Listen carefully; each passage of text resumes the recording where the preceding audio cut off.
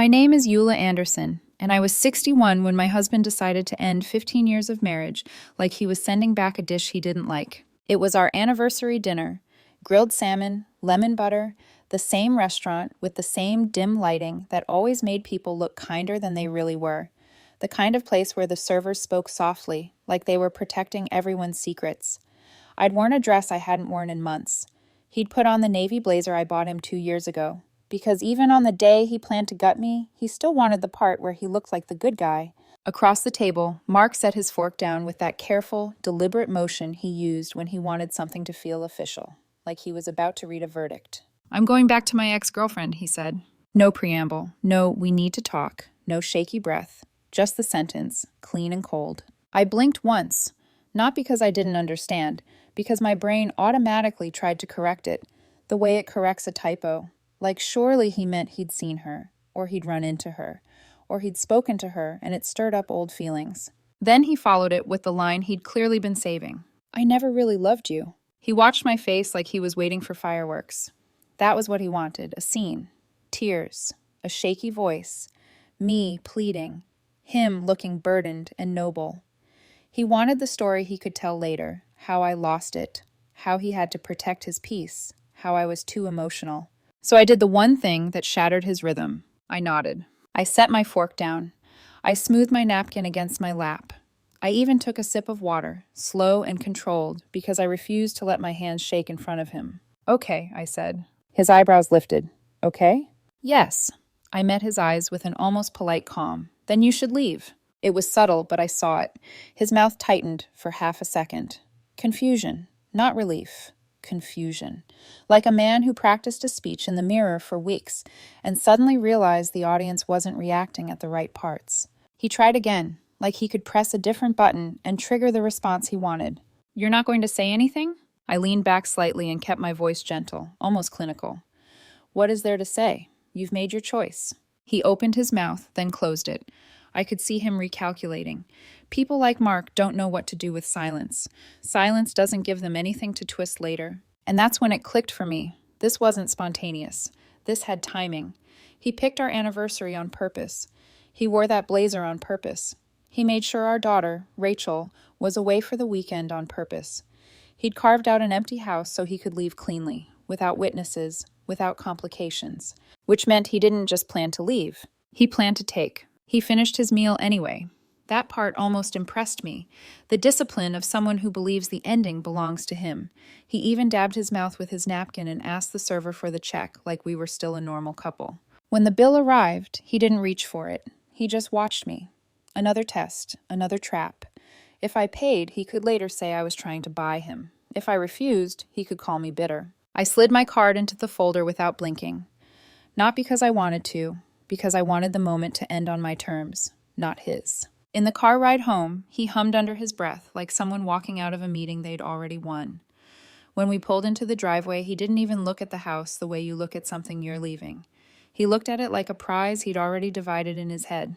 Inside, he turned into a teenager in a tantrum, packing loudly, slamming drawers, making passive-aggressive calls on speakerphone so I could hear the laugh in his voice when his ex-girlfriend said something funny. Her laugh was higher than I expected, too bright, like a woman trying to prove she still mattered. I stood in the hallway and watched him move through our home as if he were filming an exit scene for a made-for-TV movie.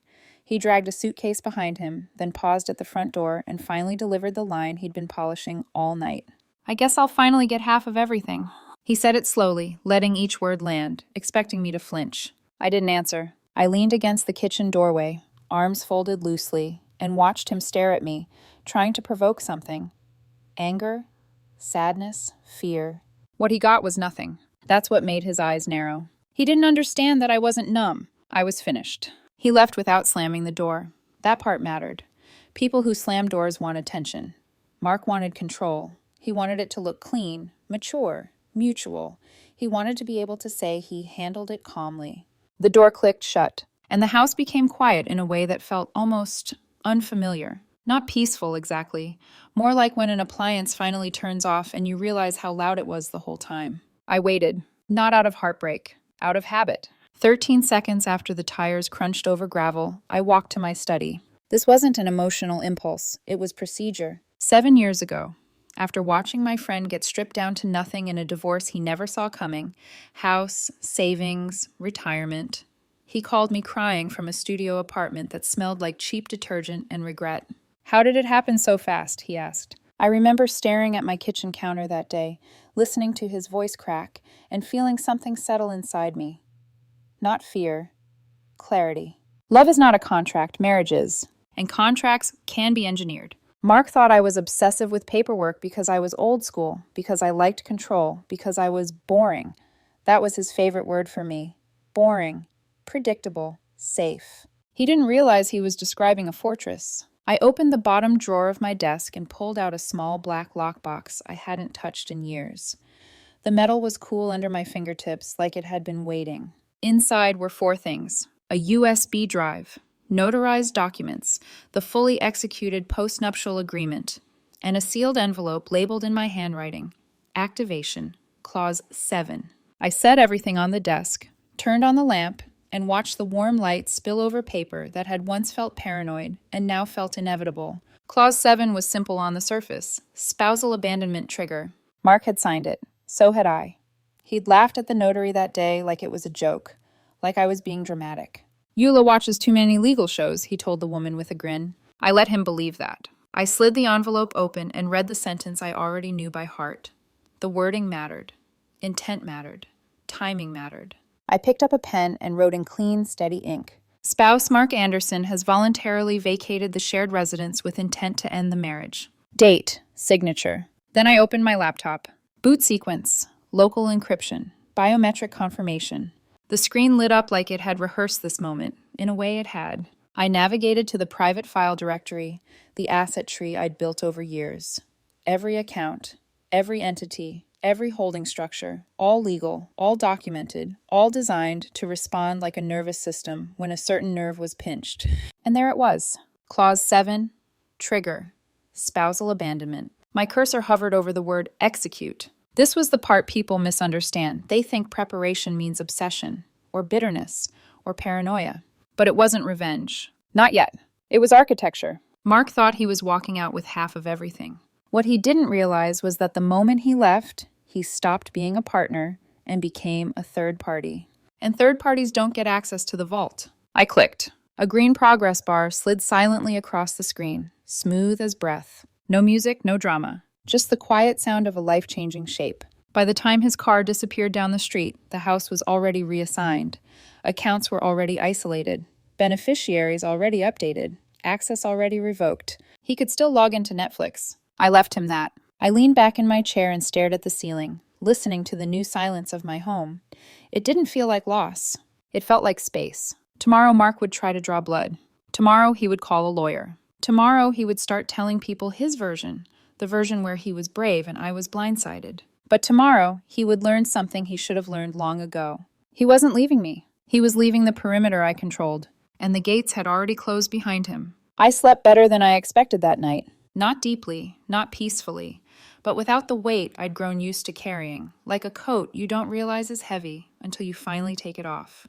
The house was quiet in a way that felt intentional, not abandoned. Every clock ticked. Every floorboard settled. Nothing demanded anything from me. At 6:12 a.m. I made coffee. At 6:14 my phone vibrated. It wasn't a message. It wasn't a call. It was an alert. Years ago, when I was still consulting in risk auditing, I'd set up a private monitoring tool, originally to flag corporate mentions, reputational risks, unusual activity patterns. Old habits don't disappear just because you retire. You just forget they're there until they wake up. I'd left Mark's name on the watch list, not out of jealousy, out of habit. The alert opened to a public social media post. There he was, Mark, arm draped around her. The ex-girlfriend he claimed was his future, both of them holding champagne flutes, faces pressed too close together, smiling like they were reclaiming something stolen. The caption read, "True love always finds its way back, finally free." I didn't feel anger. I didn't feel heartbreak. I felt interest. My eyes went straight to the timestamp. Posted yesterday at 4:27 p.m. I checked the date again. Yesterday, 3 hours before our anniversary dinner. 3 hours before grilled salmon and lemon butter. 3 hours before he sat across from me, folded his hands, and said he'd never really loved me. which meant something very important.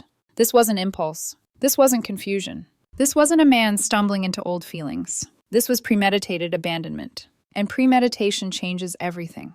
I zoomed in on the image, not their faces, the metadata, location services embedded in the upload, device model, time zone alignment. GPS coordinates matched a rooftop bar downtown, the same one Mark once said was too loud when I suggested it for my birthday. I opened the postnuptial agreement. Clause 9b. Premeditated abandonment with intent to defraud the spousal trustee. We added it after my lawyer asked one question during negotiations years ago. What if one spouse stays just long enough to cash out? Mark had laughed then, too. Said I was dramatic. Said love didn't work like that. Love doesn't, but strategy does. Clause 9b required proof of intent before marital departure. Evidence of alternate romantic engagement, concealed communications, or public declarations that predated the separation. A time-stamped photo with an ex-girlfriend? That wasn't just evidence. That was a signature. I downloaded the image, extracted the metadata, confirmed the GPS coordinates, uploaded the full report to my asset protection log. Violation confirmed. What Mark thought was a celebration was actually a confession. I forwarded the file to my attorney with one line in the subject field. Clause 9b activation. No message body. He didn't need one. At 9:03 a.m., my phone rang. Unknown number. Downtown prefix. I let it ring twice before answering. Ms. Anderson? The voice was young, polished, confident in a way that only exists before someone realizes they're out of their depth. This is Kyle Benton, attorney representing your husband, Mark Anderson. I wanted to reach out before proceeding with formal filings. Of course he did. We'll be filing for divorce based on irreconcilable differences, he continued. Naturally, my client is entitled to an equitable division of marital assets. We'll be seeking his share of the primary residence, brokerage accounts, and jointly held vehicles. There it was, the assumption. He spoke like I was stunned, like I was cornered, like I'd be grateful for his professional courtesy. I suggest you have your counsel contact me, he added. It'll make this smoother. Avoid unnecessary conflict. I took a sip of coffee. Go ahead, I said calmly. There was a pause. He'd expected resistance, or confusion, or questions. Instead, I opened my email. Attached 3 documents. The fully executed post-nuptial agreement, the trust structure schematic, the Clause 9b activation packet with metadata evidence. Subject line, Anderson v. Anderson, preliminary materials. No greeting, no signature. I clicked send. The silence on the line stretched. Ms. Anderson, he said finally, and his voice had changed. Thinner, tighter. I'll need to review these. You should, I replied, carefully. Click. 6 minutes later, my phone rang again. Same number. This time I answered immediately. Ms. Anderson, he said, and the confidence was gone. I've spoken with my client. He claims he was unaware of the post-nuptial agreement's enforcement mechanisms. He did not disclose any trust structures. No, I said, he wouldn't have. Another pause. Papers shuffling. Someone else speaking quietly in the background. This changes the landscape significantly, Kyle admitted. The time-stamped post, the premeditation clause, this may require internal review. That's wise. Then he said the sentence I'd been waiting for. My God, what did he tell you yesterday? I smiled. He told me the truth. Click. By noon, the email had been opened 7 times. Forwarded 3. Accessed once from a mobile device. Standard legal triage. I pictured Mark somewhere, probably at a cafe with her, watching his phone buzz while his lawyer read aloud clauses he'd once mocked. I imagined his face tightening with each paragraph. The slow realization that the boring woman he underestimated had already locked down the battlefield.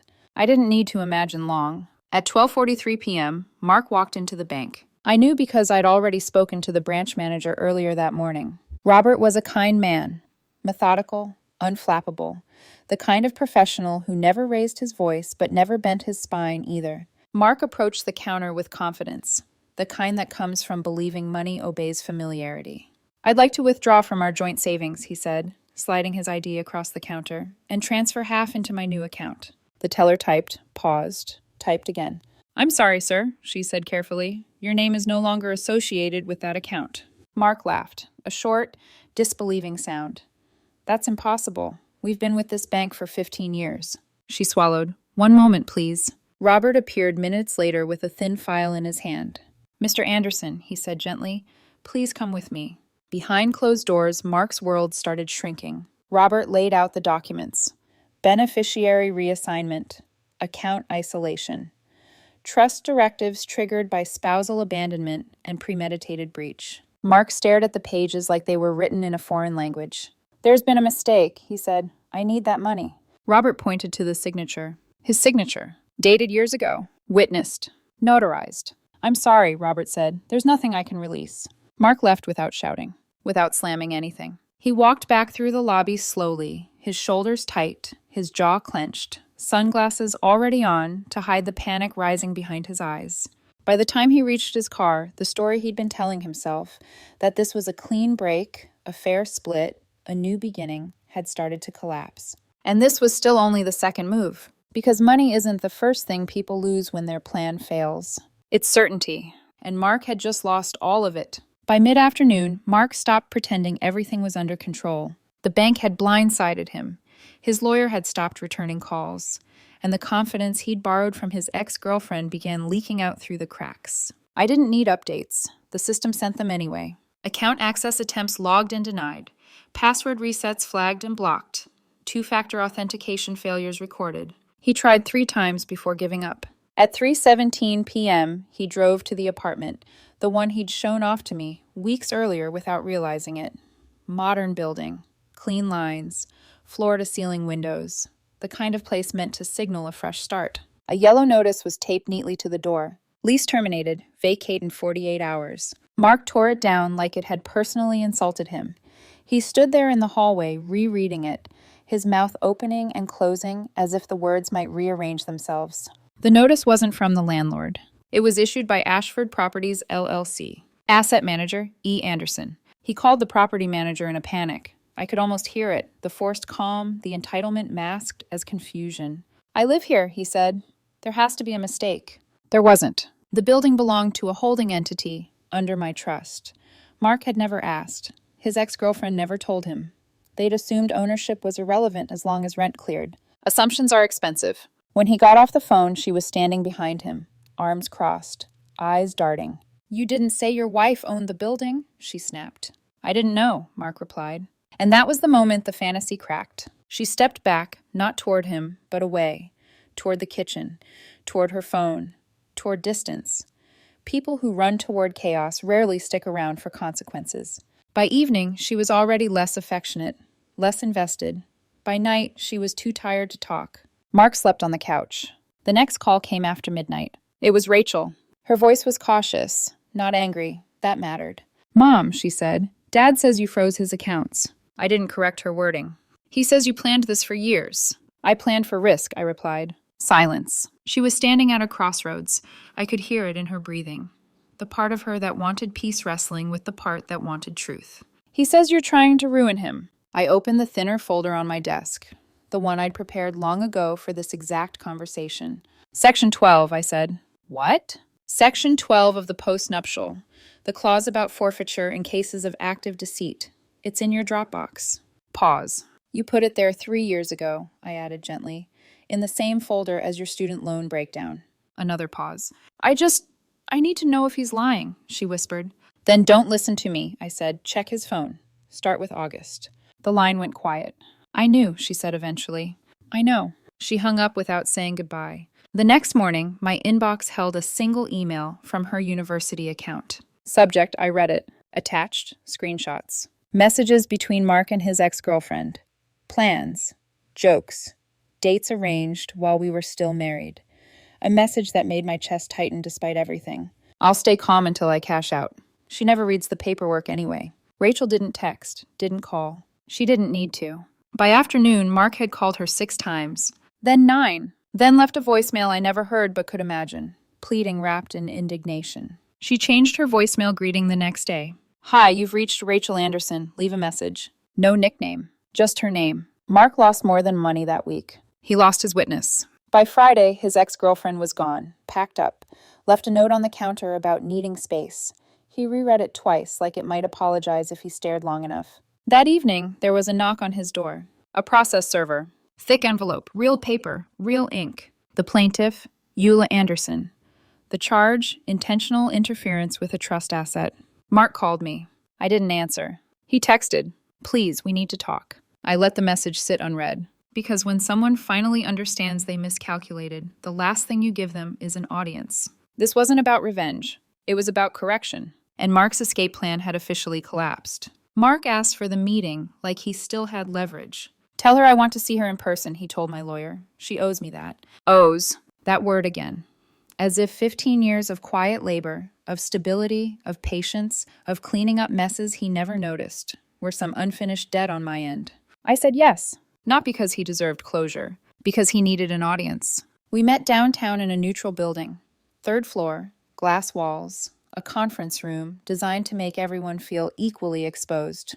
Long walnut table, no art on the walls, no comfort, just space and fluorescent honesty. His lawyer didn't come. He'd already recused himself after realizing exactly how outmatched this situation was. No one likes standing in a room when the iceberg finally surfaces. I arrived 5 minutes early. Mark arrived 9 minutes late. Sunglasses indoors. Dark jacket buttoned too tightly. He looked thinner, sharper around the eyes.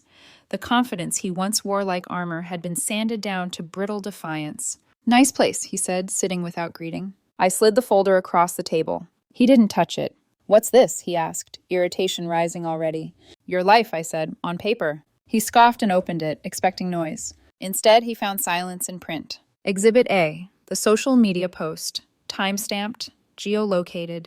Exhibit B, transcripts of messages, flirtation while still married, jokes about playing it smart. Exhibit C, audio, his voice laughing with a friend, saying, "She never reads the paperwork anyway." His hand froze. "You recorded me?" he snapped. "No," I replied calmly. "Your friend did. Turns out betrayal doesn't come with loyalty programs." The color drained from his face. Then came the clause. I'd highlighted it for him. Section 14B.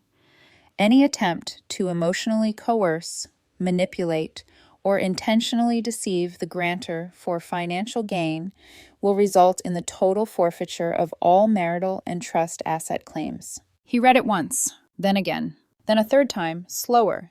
"This is insane," he said hoarsely. "No," I replied, "it's notarized." His voice cracked. "You can't just erase me like this." "I didn't erase you," I said evenly. "You wrote yourself out of the ledger. I just closed the book." He stared at me like he was seeing a stranger. "You think this makes you strong?" I shook my head. "No, it makes me free." He flipped through the remaining pages. Automatic liquidations, clawbacks, administrative dissolutions. Systems he'd never bothered to understand because he assumed the outcome would always bend in his favor. "You planned all of this to trap me." "You never looked," I said. "You were too focused on what you deserved to notice what was protected." Silence swallowed the room. For the first time since I'd known him, Mark had nothing to say. No argument, no charm, no angle. Just the quiet aftermath of a plan that collapsed under its own arrogance. He stood abruptly, chair scraping back. "I hope you're proud of this." I nodded. "I am." He paused at the door, almost said something, almost tried one last manipulation. Then he left. No goodbye. No performance. Just the echo of footsteps in a hallway that didn't belong to him anymore. The envelope arrived the following Tuesday. No courier, no signature required. Just a plain white packet in his mailbox like any other piece of suburban noise. Inside were 2 documents. The first, notification of irrevocable dissolution of private marital trust authority.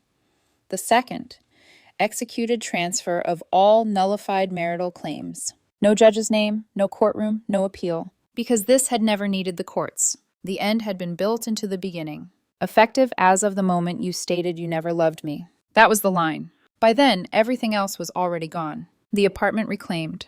The lawsuit active. The ex-girlfriend vanished. Rachel silent.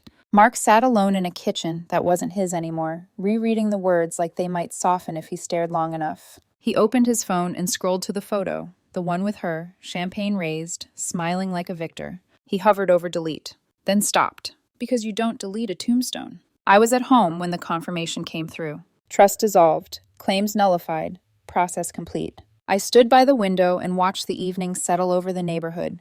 No music, no drama. Just the hum of a house that finally belonged to me. Mark thought he was the one leaving. What he never understood was this. I wasn't abandoned.